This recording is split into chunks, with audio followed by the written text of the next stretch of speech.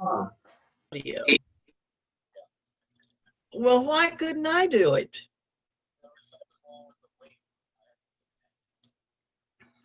Well, everybody else is on. There's something wrong with my link. Oh, well, I'm here now. And so if I have to do this next Sunday, well, we'll do it. I can hear you. Well, so can my guru. He had to help me get on. So anyway, I'm talking to one of the participants. Thank you, Ruben. Bye. Hey, everybody. Hello. Now, do I need, oh, Hello. I lost it again.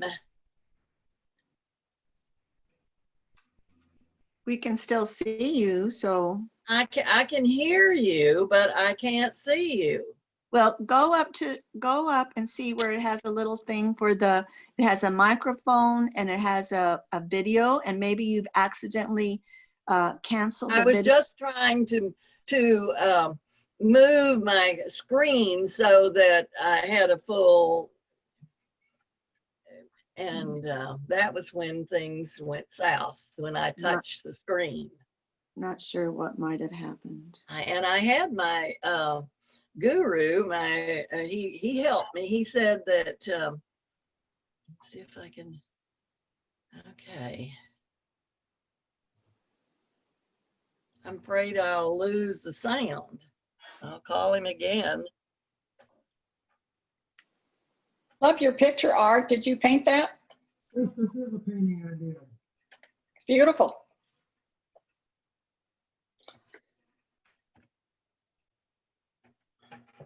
I put that up so you look at the painting and not at me. No, I was just wondering if it was maroon bells at first. But then I think, no, you probably painted that. It's so realistic.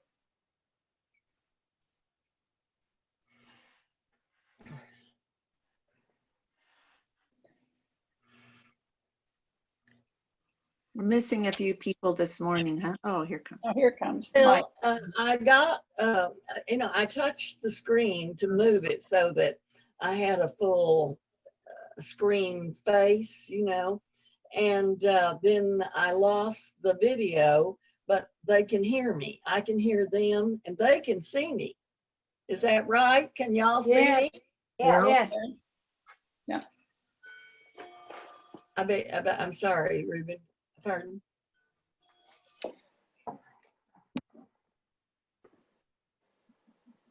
Okay.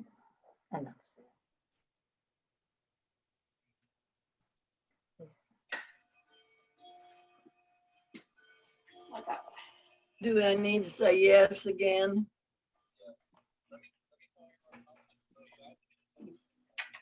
Okay, that's fine.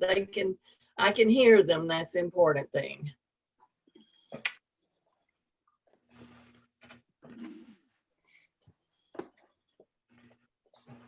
Hello. Good morning. Morning. Good morning. Good to see everyone. Good to see you. Flo's here. Hi, Flo. Hello, I'm sorry. I messed things up when I tried to move my screen so just you just get half of me, which is probably more than you want anyway. Oh, Flo. Linda, thank you. Hello. There's birthday girl. Did you have a good birthday? I did. I had a good birthday. I'm Good, gonna go good. to Dallas today and have some more. Yay. We should celebrate them for as long as we can. Yeah. Like a day, a week, a month. I think Casey's making me a birthday cake. Yum. Pretty good. You have to have a birthday cake. Everybody has. Oh, I actually got a little tiny one from nothing but cakes. So I've already had a little birthday cake, but he's going to make me a big birthday cake, I think. Oh, boy. Oh, Have boy. to share that one. Our optometrist said his mother-in-law, who's in her 90s, has a motto, and it's die young, as old as you can. That's good. I love that. Very nice. Well, hello, everyone. It's good to see everyone. And we are, boy, we're getting close to the end of our book. Next week is the scheduled last meeting, and we'll finish the book then. Today we'll be close to that. In the section entitled Inner Work, where she's getting herself ready to do the outer work, which is the last section. Let me open us with prayer. Dear Lord, we thank you so much for this time together and the opportunity to learn from this author what she's put down and given us a chance, which helps our lives to be open to knowing better how to go forward with this work and with greater understanding. Thanks so much for loving us as you do. And I pray this in Jesus' name. Amen. Amen. Well, moving right along with our first chapter for the day. I'm flipping back in pages here. There we are, chapter 34. Becoming multicultural using multiple approaches. I think one of the things she underscored in this chapter was starting with personal change. As she developed the thought, she was saying greater understanding is a good thing, but as you go forward, you learn that the only thing you can change is yourself. So being part of the dominant culture, our author, and moving into a multicultural approach, she used an example of language. And she says some languages, instead of being, as ours is, left, right, up, left, right, instead the other languages are north, south, east, west. And I guess the point she was trying to drive home was which one is right, which one is wrong? Well, neither. And so when we're moving into a multicultural approach, we have to understand that there is no right way. And we need to have an appreciation of that as we are trying to Turn that off. become a part of, or become a more inclusive society and a part of that more inclusive society. Anybody have any thoughts or experiences with this?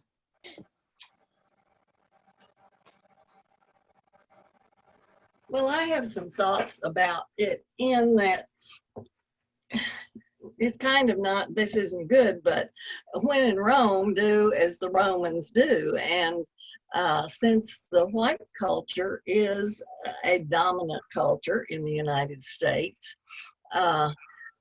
it seems reasonable that if I went to another country and chose to live there, although of course our people of color didn't always choose to live here, it is the dominant.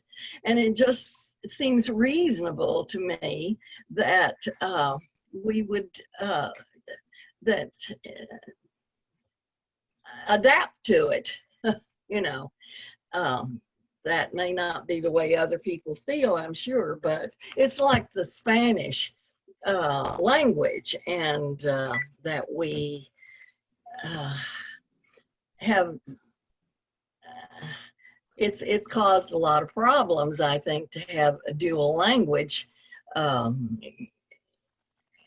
And I'm not in favor of that, but I guess nobody you could else. say, yeah, the same thing with Vietnamese population who also are speaking Vietnamese in their areas. There's also area of German in Texas still, I imagine, though I haven't been to visit.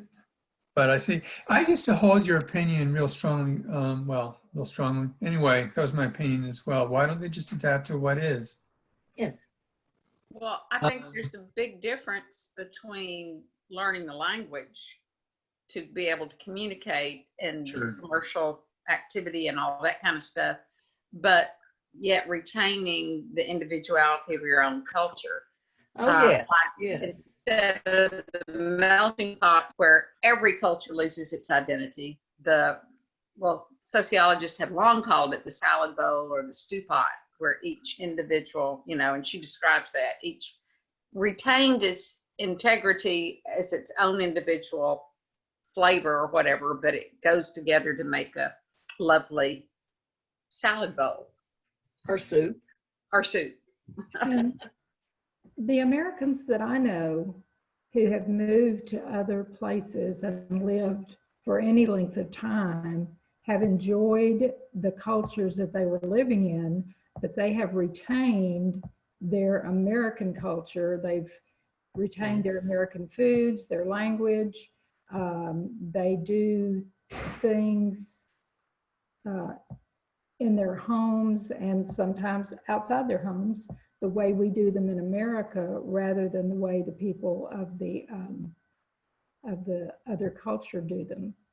And I know people that have lived abroad for decades that still very much hold to their American culture. I guess I didn't make it clear that by all means, their own culture, but rather than rearranging the entire culture or the entire, I think that people who, well, never mind. I would like to add, I spent the first 53 years of my life living on the Texas-Mexico border. And that's one thing, there was a great blending of the cultures, which I found, very enjoyable. We miss it a lot. When we got transferred against our will to Georgia, we spent time having green chili shipped to us, and we missed our Mexican, we missed the Mexican influence a great deal. I think being bilingual, being able to speak Spanish and English is nothing but an asset. Over the years, it kept Ruben from getting laid off a time or two because he was the only person in his company and management who could deal with customers who only spoke Spanish. And so, I think I have never been worried when I have to press 1 for English or 2 for Spanish, like I think many Americans are. That's a soft, Spanish was Ruben's first language, by the way. We even they have have Hispanics. we have that in regions of our own country. My son lives in New York, and when I go to New York, things are very different than they are here. And he has adapted to that culture a great deal, but not entirely. I just remember being there one time and we passed a Mexican restaurant. I said, oh, maybe we could have dinner there tonight. And he looked at me and he said, Mom, you don't want to eat at that place. I said, no, is it dirty? He said, no, it's just not Mexican food. Right. And I lived in New York for about a year and a half, way back, and they didn't even have Dr. Pepper then. And you don't think a Texan going to New York without Dr. Pepper, I felt very out of place. And if you ask for tea, you had to specify iced tea or they bring you a cup. Well, they brought us, we used to ask for iced tea, and we would get a cup of hot tea and a glass of ice, or a teapot and a glass of ice. I'm sorry. I take responsibility for a lot of that, having come from there. All Well, I can do is say I'm sorry. Having come from there, all I can do is say I'm sorry. I'm sure a lot of that all falls on my shoulders. That's a joke. And moving right along. Let's see, but let's see. I guess, and then the author's take on the the multicultural thing. The very population she once sought to help and fix are the ones from whom I'm discovering I have so much to learn. So, and then at the end of the chapter questions on 189, let's turn there if you have your book.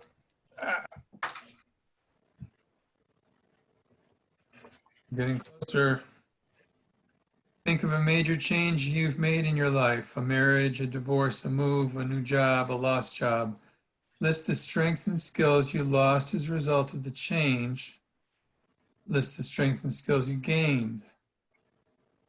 Lost and gained skills as a result of a big change. Go ahead and take a moment there. Write them down if you have the ability.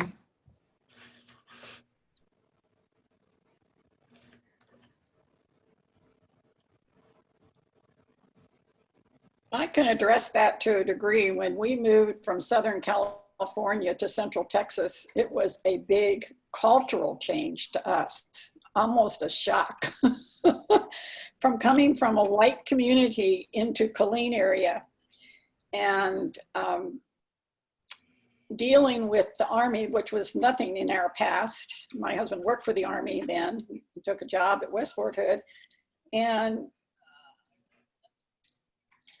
I don't know what skills I learned. I mean, the driving was different because we had more, when a stop sign came, you usually knew there were sidewalks and stuff, but most of our streets don't have sidewalks when we moved here.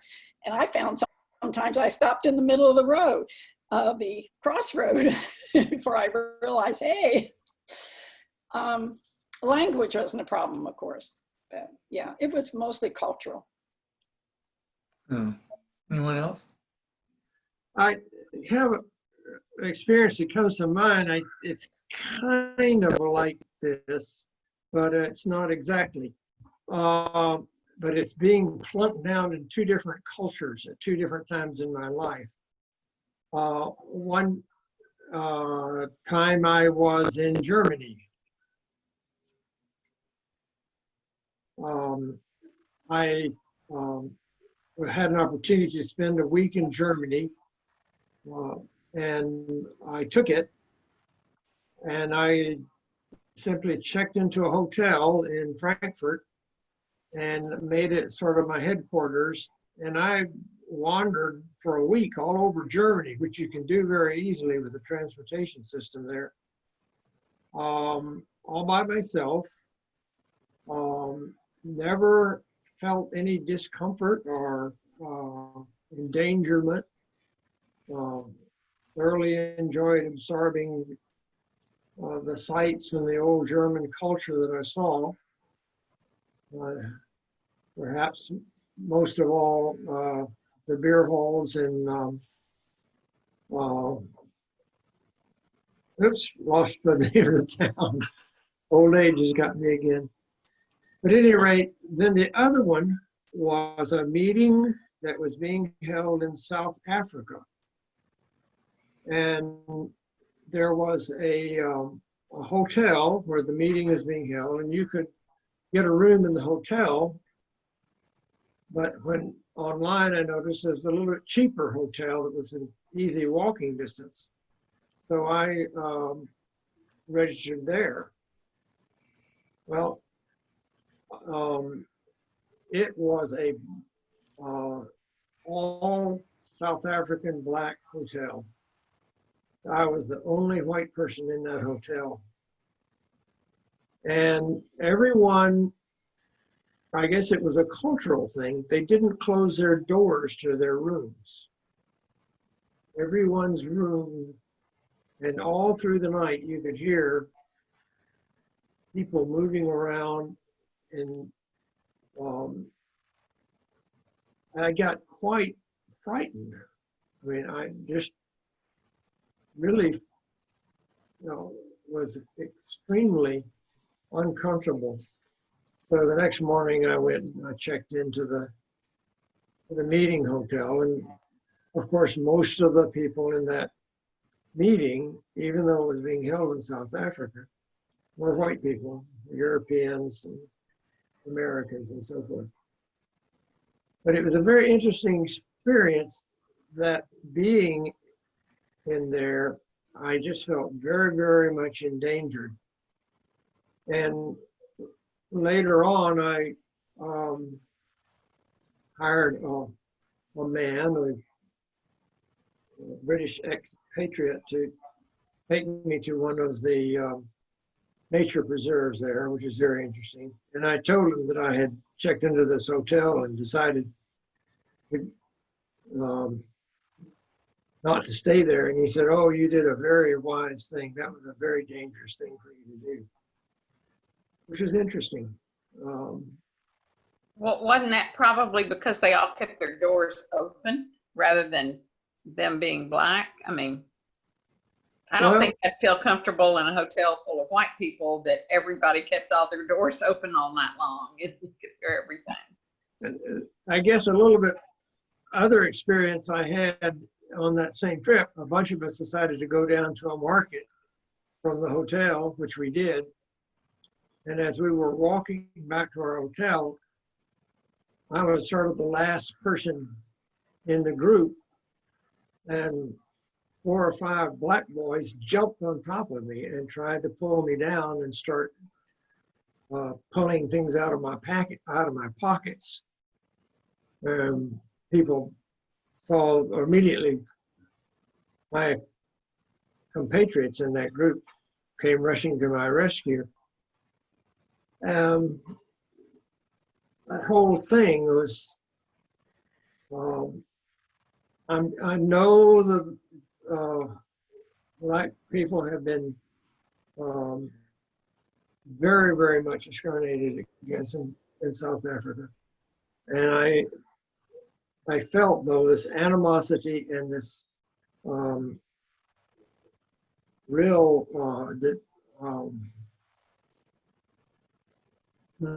separation. I mean, I just could not feel any bridging of a gap that was there at that time. Well, I was going to say that a lot of you know that I lived in Guatemala for over 30 years, and maybe you think of it as a primarily Spanish culture, which it is, like half the country, but it's also an indigenous country, about half the population. And where I live, it's mostly an indigenous area. And when we first moved there, they had a water project that all the community would go to meetings and decide things. And it was very much held in a different way than I think that people would do here. And basically the idea was, I think part of the Mayan culture is that everyone would have a chance to speak. And it might not be, to me, it didn't always seem very appropriate or what they were talking about, but everyone had a chance to speak before they made a decision. So that was something that I see as, different cultures do have very different ways of dealing with problems and solving them. In the year 2000 in April, my then husband and I separated, and on May the 1st, my house flooded. And so in addition to the trauma of the separation and the divorce that followed, I had a flooded house to deal with. And I knew someone in the neighborhood when we bought the house, and I asked him, do I need to have flood insurance? And he said, oh no, your house has been there since 1955 and it's never flooded. So I had no flood insurance. And I learned a lot of skills out of that. I learned how to change out electrical plugs, and I learned how to how to sand after you put the sheetrock up and do all that, how to sand that off, and how to paint and make it look decent, and how to replace baseboards, and how to put the little fill-in stuff in there so that it looks nice. And but the biggest thing I learned was that I was not helpless, and that I could learn new things, even at my advanced age of whatever it was at that time, 50 maybe. And that I had a church family that was right there with me, because who I learned all those things from was the men of the church who came and helped me put my house back together. So that the only thing I had to pay for out of pocket was flooring. They did everything else. Well, materials, the sheetrock and all that, but the only thing I had to pay labor for was the flooring. And so I felt very blessed to, first of all, have had such a church family behind me, and secondly, to have learned some new skills. Glenda, I went through that myself when my first husband, when he first became sick for a year or so, okay. But after that, if he wasn't at work, he was in bed. And I had to learn to do everything. I mean, all the business of the family, all the, I learned I could unscrew and put back the pipe thing under the sink.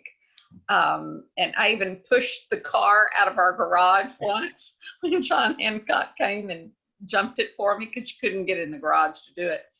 And I just, very quickly had to learn to be extremely self-sufficient. And I have just bought my second car. I did it. Now, I had advice from some people, and Tom went with me, but I felt very proud of doing that and getting them to the price I wanted. And because sometimes they think, oh, women, Well, it sounds like a lot of folks learned a lot of things when they were, a lot of folks thrown in the deep end, but a lot of learning happened. This is Mark. Can I say something? Yeah.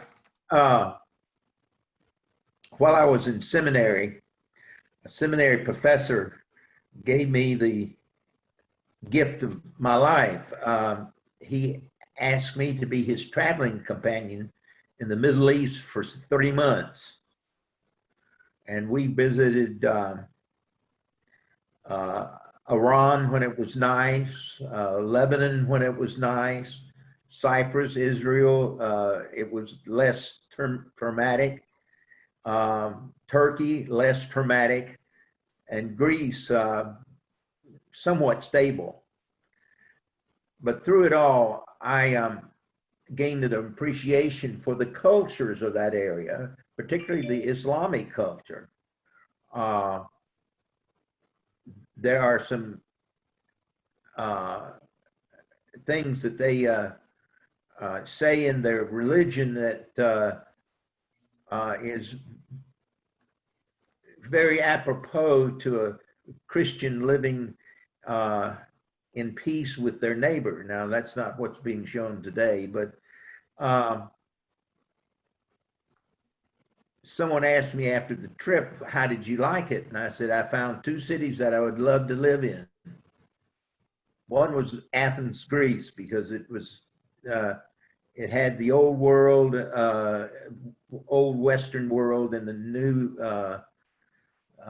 20th century. But the other country was Beirut.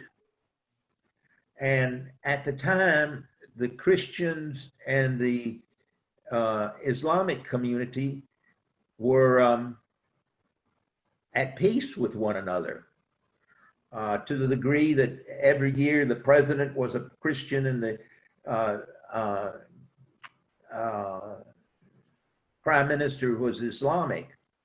And it was a wonderful experience to be in that giving community, that they respected your faith and you respected theirs. It was sad that it was destroyed by just plain hate. And it certainly hasn't recovered since. But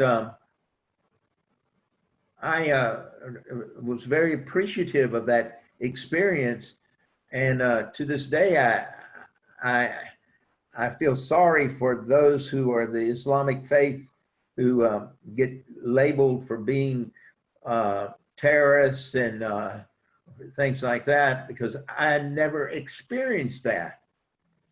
I was in Iran for 3 weeks, and there was a seminar going on done by the churches of Iran, making up only 3% of the Iranian people. But I walked to and from my hotel to the conference center with no fear at all. The fear factor was just not there. And I mean, and I walked through some areas that were pretty a lower class, one might say. But it was a wonderful experience, and I cherish it to this day. I'm just sorry that human nature has taken its toll on that area and caused factions to be raised and peace to be a thing of the past. Well, that must have been quite an experience. And you said he gave you his life? Well, he gave the gift of my life. Well, oh, I see. Right. I only paid for my food. What a fantastic experience. My goodness. It was. And so much learned from a different culture. That's great. Oh, too bad about the way things are now, but you got in when the getting was good. That's right. Good for you. Next chapter. Thank you, Mark. Thank you, everyone. That was great. 35. The author and the husband. She mentions, what was it? 10 years? 10 years. If he just see the beautiful marriage we could have and learn my ways and employ them. She put it a different way. And then they went on counseling, but she found that she was the one that had the chance to change. And she started making, became more vulnerable as a result.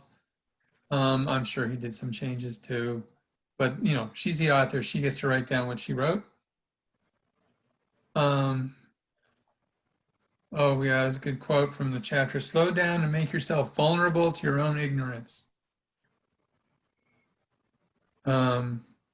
Which goes hand in hand with the preceding chapter. In order to accept the other culture, we have to not only understand that we're the only ones we can change, but if we can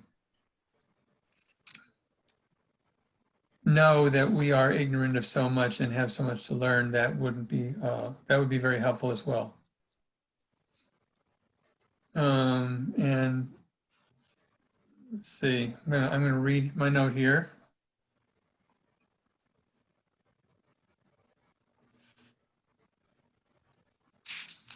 And I already covered that. Discover, oh yeah, another quote from the chapters. Discover what you've outgrown and get ready to learn the next new thing. Anyone who wants to share regarding the next new thing that they learned once they've grown out, what they've outgrown? Yeah, something that you've outgrown or something you've moved on to. I just think, I think we're all having to live with a new reality. I think that's the major change that we're all experiencing. That, we've gone 6 months without an in-person church service. We haven't been to a movie. I think we're all learning new ways to live and to adapt during this pandemic. No doubt. There's so many changes that have taken place. I think about the business community and how so many companies, well, offices will be changing in such a big way. And so interpersonal relationships as a result, because we spend more time with our coworkers oftentimes than we do with our families. That's a big societal change. And there's still people, and this is the subject we're on, there's still people in the streets protesting. They're trying to figure it out. And I saw, what were you saying, Diane? I saw you open your mouth. Oh, no, well, then I was just thinking of wait until evictions start and people get kicked out of their apartments, the renters. I just feel so sad. Sometimes it's hard for me to stay positive. Mm. And now you can't be evicted till the end of the year by law. We'll see how that goes. Okay, but what about, say, the landlords or the property owners? Absolutely. It's just a domino effect that you can say, okay, no one can be evicted, but that's not going to solve everybody's problem. Not at all. I just feel sad for everyone, for the children, for the teachers, for the, Too. yeah. I have a friend whose husband is working from home, and he said he's really tired of working from home, and he gets his work done by noon, and he's a go-getter kind of guy. So then he has to look around for chores to do at home. And she said, well, I don't understand why you're so upset about not having enough to do. And he said, well, at work, people drop into the office and they, we chat for 15 minutes and then they go on their way. And she said, well, I'll come in and talk to you for 15 minutes several times a day. And he said, it's not the same thing. They're talking about work. And he just misses that, the interrelationship with people that he works with. And yes, they can email each other and they can do that, but it's not the same as, having people around you. What industry is this person? Go ahead. I miss that the most when I retired. I miss my friends. I miss my camaraderie. And, but like Diane said, we're learning a new normal. And for us who are retired, the new normal is easier because we've just kind of gotten over a hump of finding that new normal. And so it's not so bad. But anyway, but I agree with her. I'm her friend's husband. I miss the camaraderie. You saw lots of people, if anyone in that building saw more people in a day on average, I'd be surprised. Being a librarian. I don't know. Maybe I having not been one, I wouldn't know. But anyway, yeah, it's a new world.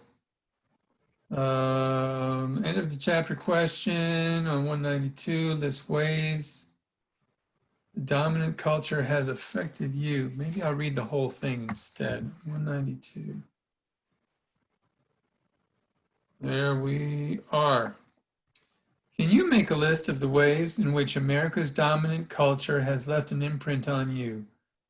Oh, okay. So in the author's case, it was she felt like she had so much to learn when she got into her adult life and later in her midlife because of the things she had not learned as a result of being part of the dominant culture. I could not have created much of a list before this journey. If you have trouble making one, you're not alone.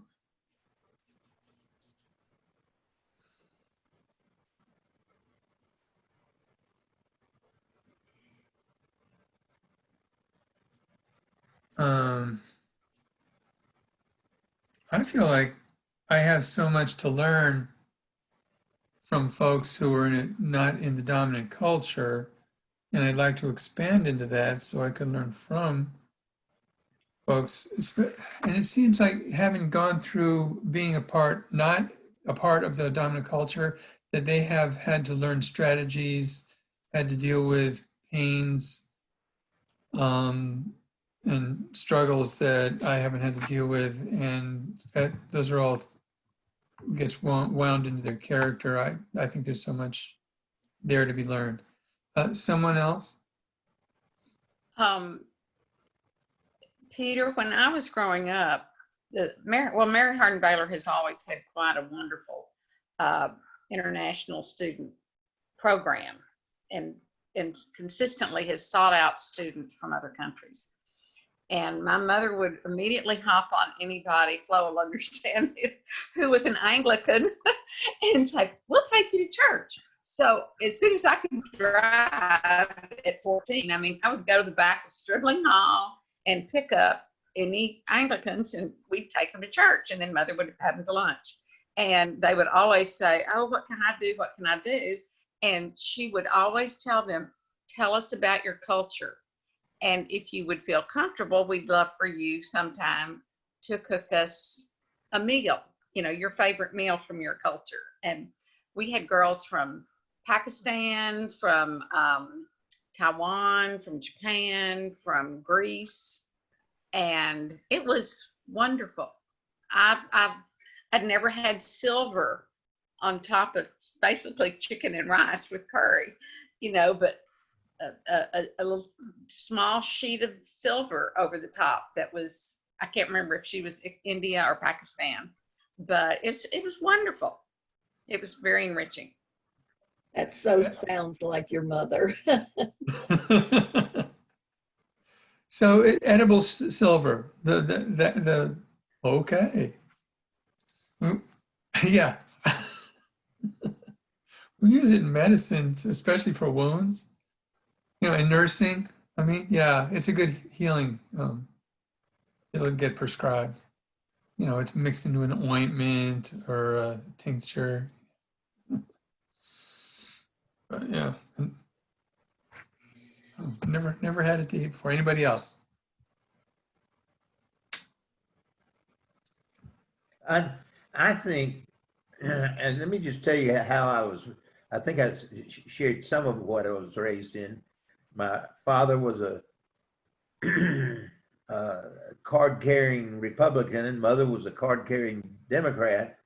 But I grew up in Jackson, Mississippi during the racial unrest in that city. And that racial unrest made an imprint on my life that I've struggled with ever since. The struggle was that I saw nothing about waving the stars and bars, thinking that was Southern culture, without realizing that for some people that's really abhorrent. And I have looked at my own life and how I've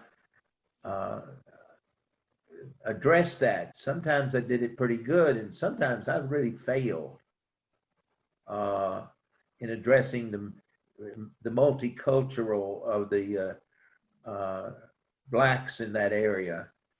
And I still struggle today with Josh. Though Josh was raised in a white culture, he's still a black man. And I have to advise him when he gets the car. I said, don't speed, don't do something that gets yourself in trouble. And that's not something my father would tell me similar things, but for different reasons. But I have to deal with that very much so. That's a part of my culture. That's a part of my being. That's not something I like to remember, but it's there. That speaks directly to the question. Thanks so much. Wow, how's it going with the car, by the way? Huh? How's it going with your son's car? It's doing well. It didn't. He was right in the path of the last hurricane through Louisiana, and his car was not injured, and which is thankful for that. And he was without electricity for a couple of days, which he didn't like, but he's sound and doing well. They're working him hard. That's good. The joys of youth, getting a chance to work, being worked hard. Woo. Let's see. Next chapter, 36. Dominant white culture. Moving from not knowing what it was to feeling it in every recess of my being. The backbone of this chapter, and kind of does look like vertebrae, is on 197. It's a chart. It's the end of chapter question. But before we get to that, the author mentions that corporations struggle to retain employees, and we discussed this very briefly earlier in jumping ahead. Corporations struggle to retain employees of color. They feel very much like they're not understood and have difficulty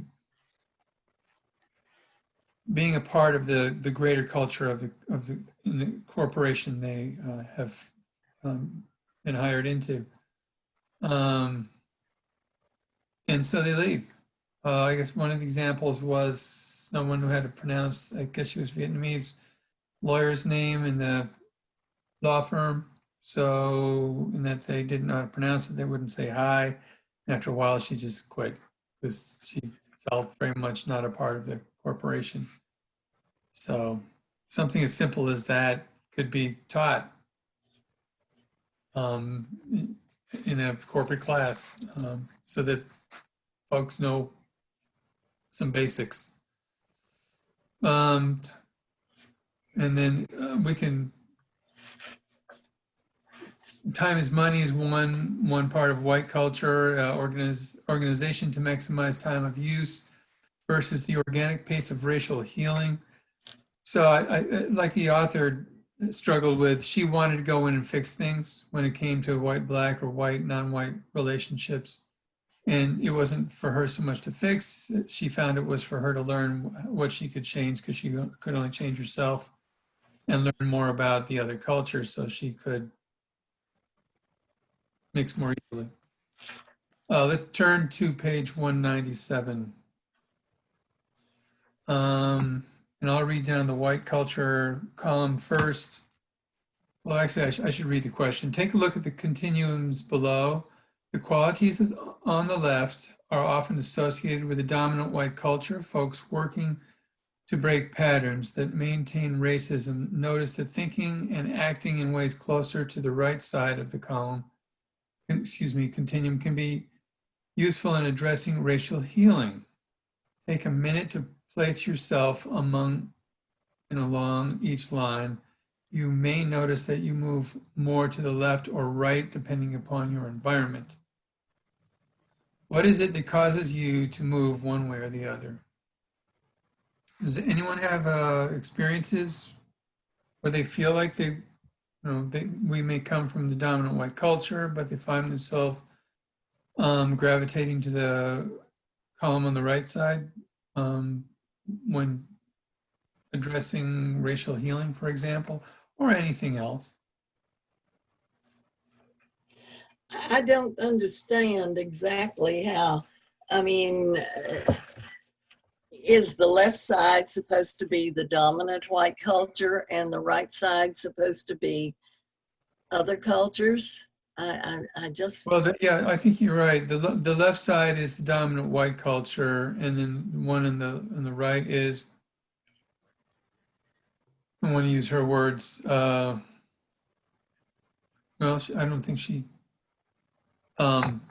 It's Needs to decide, yeah, other culture or black culture. Not to be putting thing in a box to jump a chapter ahead. The left side is bad and the right side is good.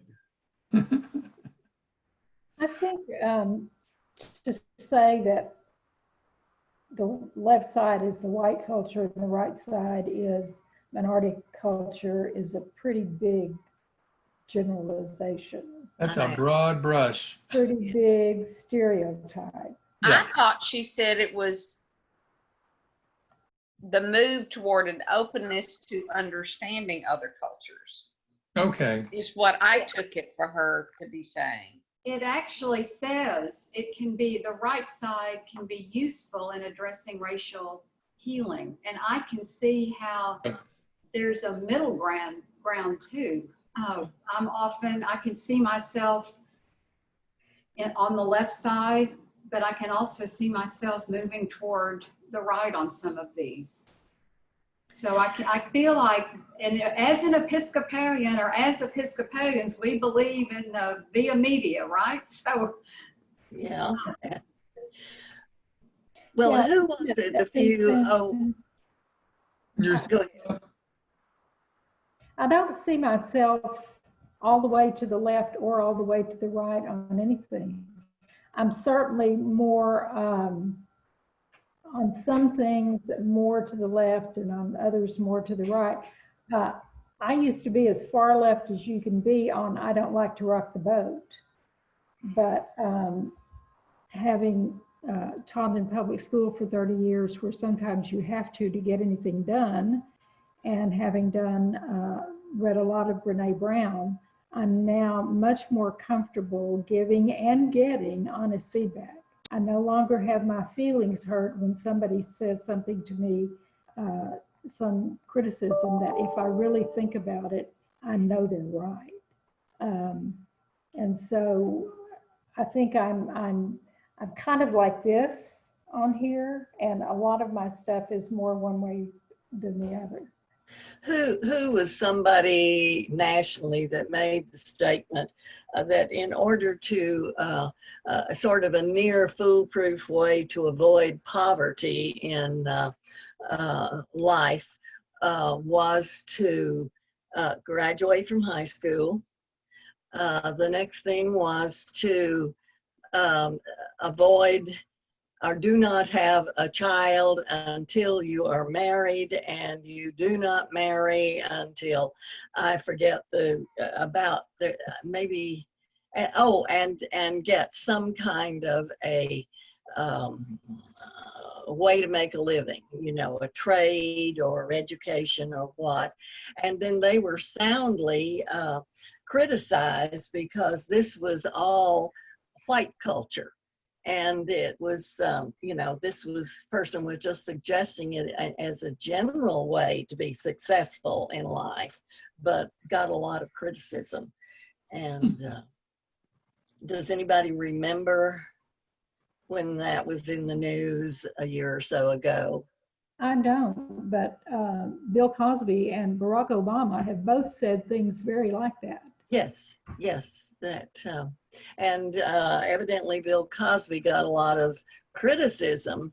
I'm reading this in which one of the other, I guess it was that, what's the book that we're talking about reading, The Stamped? right. And they were criticizing him severely because of what he was telling young people at that time. Of course, now it's hard to separate what he was saying with his life, and that's unfortunate. Yeah. No, none of us seem to remember that too well, but thanks for that insight. It's easy. Sounds like a good basis to get a good start. I think aging, getting older, I think can also affect whether we're more to the left or how we're moving on the continuum. As we get older, I think I see things differently than I did when I was 40. It's a kind of an interesting reflection. Throughout my career, I've had to do a lot of problem solving, both from a technical perspective and also from an organizational perspective. And just from the point of view of practical problem solving, the things on the right are much better ways to to get something done than the things on the left. For example, slow down and see how conversations unfold. There are engineers who try to fix medical linear accelerators by opening up a box of printed circuit boards and quickly replacing one after another until the machine starts working again, instead of stepping back and analyzing exactly what is going on here and what's the problem, and maybe getting an oscilloscope out and making a few runs at some things, and then saying, here's the problem here. Those are young engineers that want to just replace the boards until it comes out right. Older engineers want to solve the Right. Yeah, that's just, that drives me nuts. Yeah, they're also not buying the circuit boards, are they? But, it's just from a practical life experience thing. The things on the right are just the right way to do things. And the more complex they get, the way on the right would be more valuable. When things are going real smoothly and there's not a lot of question, perhaps the way on the left works on occasion. Let's see. No, I'm wrong. Yeah, the more complex things get, the more useful that right column will be, perhaps. Let's go to, what was that? 37, boxes and ladders. Art jumped ahead and went there. We're all going to jump there now. Table of, this is another example the author made up. For example, things she did wrong and needed to learn how to do better. Either or thinking. So we were talking about language earlier. I think this is something I'm certainly guilty of in the past, and certainly try to stay away from grammar, putting people in a less than box because their grammar's not standard or what's taught in schools. And there are people in different cultures that don't use standard English as a way of speaking generally. I remember when I was a reservist in National Guard, different times in the military, I struggled moving from civilian speak to military speak. And they needed me to speak military, so there was a struggle. And I'm sure I was put in a box sometimes because my military speak wasn't up to snuff. Language in particular, anyone have a point to make here, something they remember?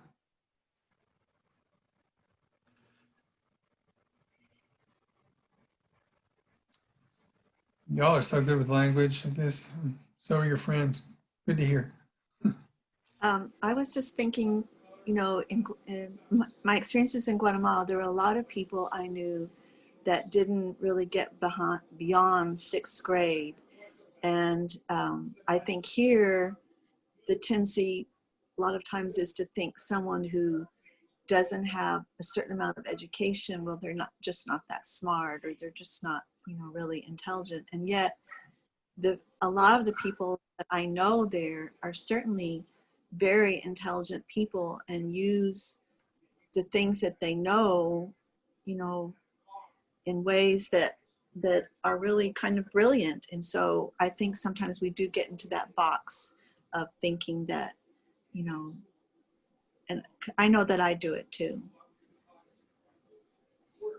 Yeah, and then there's the latter situation where education, you reference 6th grade education, doesn't mean they're not smart. They find other ways, they make a living and find ways to use what they do have at their disposal to use it well. But then if you're only up to the 2nd rung because you got to the 6th grade or 6th rung perhaps, that you're limited and therefore you're put in a box by those who are judging you as someone who's, I don't want to deal with anyone below the 8th rung on the ladder. and which is problematic because they're human and worthy of love, attention, respect. But you have to wonder in this day and time if somebody, has not at least finished high school. It's not a question of intelligence as much as it is, of course, things happen in life, but nonetheless, that a lack of stick-to-itiveness, a lack of ambition, a lack of caring about themselves, just the easy way out. And so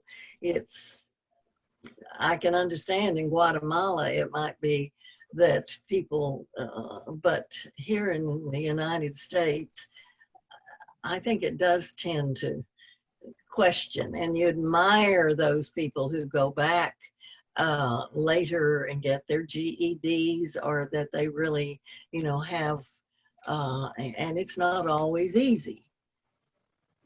But No, yeah, when you say that, I think about I got talking to Dory Collins, she's worked with us at our church some. She worships elsewhere down the block on Adams, but I was asking her, so what about the young man who we had the fire at the park down Adams, and then I remember talking to Lee. There was a fire with bicycles that got installed that were going to be free to ride around the city, and they burned those as well. It was he and maybe one other young man, and he ended up in jail. And he said, he was admonished many times by Dory, as she was one of the leaders that he worked with a kids project, with the Unincluded Club. And mom was a single mom, and she was a drug addict. And so he really had a tough go, made some bad choices, made many bad choices, and now he's in juvenile detention, unless he's aged out or served his time. But at the time we were talking, which in the last 2 years, he was still in detention. It's a tougher go, as we covered in the book earlier, for some than others, because they're not part of and don't get to enjoy all the benefits that we have. But yes, if you can stick to it and get through high school, if you can stick to it and go get employed, it makes a big difference. And if your circumstances allow you to be able to stick to it. And that's why it's so wonderful, as Flo said, to see those that maybe couldn't when they were the age that you normally do it, go back and do it when their circumstances have changed. Mm-hmm. Let me make a comment. My former wife, Mary, was for a time the prison visitor for the Diocese of Texas. She would visit prisons and deal with those who are Anglican or Episcopal. And she started a summer camp. The requirement to get in the summer camp that one adult in the family had to be incarcerated. And so she did that. In her research, she found that like 90% of those who are incarcerated never finished in ninth grade. Somewhere around that point, they just bailed out. And she was making a statement that education is something that speaks to our sense of values, our sense of what is right and wrong. And without that, we don't have it. It was across the board. It wasn't just blacks who had that situation, but it was education that causes one to seek higher things. And it just strikes me that we put boxes around these folks and find ways to break that habit of education to living. I just shared that as a thought.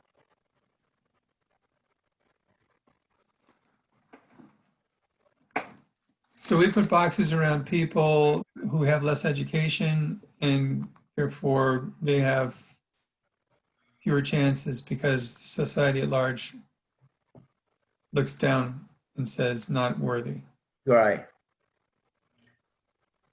Maybe not just not worthy, but not capable, not able. Right. All right. Which which brings to mind job interviewer, 3 choices. One's got his high school education, no, two have and one doesn't. Well, it's going to make it harder for the person that doesn't have the high school education. Yes, Hopefully, I'm sorry. go ahead, Helen. Hopefully things in this realm have gotten better, but access to education that is appropriate, like if someone is dyslexic or, all the different forms of special education that are around. And that includes both ends of the spectrums and dealing with them. You also find an extremely disproportionate number of people who are incarcerated who are intellectually gifted, whether they have education or not. That's odd. But, kids that don't have access to the appropriate services for what they need, if they're, hearing impaired or sight impaired or disabled or, all the other learning types of learning disabilities. I have a nephew who is terribly learning disabled. And fortunately, he had 2 parents that were college educators and knew to work side by side with him, particularly his mother, in doing this. And he ended up getting college education. It took him 6 years. But, access to that kind of help is so needed. And you hope it's in all the schools, but is it really? Wouldn't think so. There are attempts made, and now it's even harder, with people educating from home, especially for special ed, right? Well, it's 2:04, and I don't want to make the habit of going past our time. People have lives and schedules. We did not cover those 2 chapters. We will do that later, but you've already read them already. Just review them next week. Well, what about the next book? I think you, somewhere there was an email that Yes. we would talk about the next book that we would. We can touch on that. You have some thoughts? You've actually read it or read parts? Yes. So go ahead. Well, I am not impressed with Stamped, but because it is, I think it goes back and picks up the history so much of all the way back 600 years, I think is the first. I forget the Prince, the Portuguese prince, I can't remember anyway, someone that worked for him. I don't, to me, I don't think we need to go through all this history. And if you've read it already. I'm not interested in that book. Right. I do like White Fragility. Now that was a kind of questionable, I don't know why, but I thought it was much better. Speaking, the Stamped is for angry people. I mean, it justifies why they are angry. To me, that was what I get from the book. What was the name of the other book you said? Not the one, not Stamped, but what was the other one? White Fragility. Okay. And it is similar in many ways to Waking Up White. I mean, but it's more about what we can do and how to handle. But that's just my opinion. So if you are interested, anybody else is interested in reading either one of the books, I'm happy to share. Okay, and then also, was anyone else interested in leading or have something they want to lead in particular on this topic of race. I just, if I didn't ask and someone wanted to, then there would be with no opportunity for someone who wanted to. Do you want to? Perhaps I have to talk it over with Lee, and it's a time commitment, etc. And then Flo, you've read the book Stamped. Does it cover a lot of the history? It goes further back, but does it cover a lot of the history that was already covered in the book we just read? No, much more. Much more. Much more. Okay. All right. But it's still, it's a lot of history. Sounds like it goes back to the Portuguese prince who Prince started Henry, the thank you, original Prince Henry. slave trade in Yes, 1400 something. Yeah. That's exactly right. And it's interesting. The history to me is always interesting, but I think all it does is just create, all these bad things happened. And so that's why, and maybe it is, but this is here and now, and let's do something about now. And we can't go back and, Okay. I don't want Do we have someone advising us we should read? The Stamped book and Waking Up White both came from Janice. And beyond that, and this just came up in the last 2-3 days, 2 days or so. So I think I'll get more titles for next time and we can discuss. I think they were also brought to her attention by the Episcopal Health Foundation. Yes, Right. Eric listed a lot of these. So